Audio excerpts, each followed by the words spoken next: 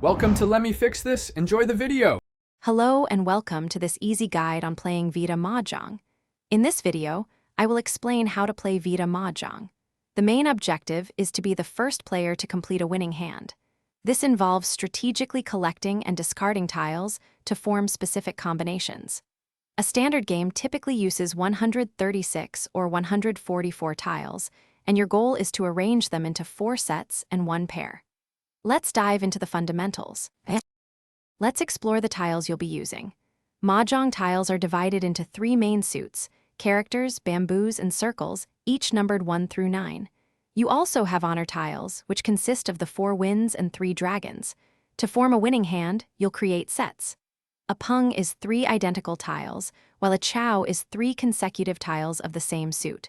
A kong is a special set of 4 identical tiles. Playing a round of Mahjong involves a simple sequence of actions.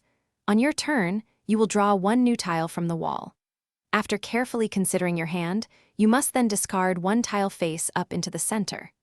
Other players can claim your discarded tile to complete a pung, chow, or kong. When you are just 1 tile away from completing your winning hand, you can declare Riichi to signal your readiness. The ultimate goal is to win the round. There are 2 primary ways to achieve victory. You can win by tsumo when you draw the final tile needed to complete your hand yourself.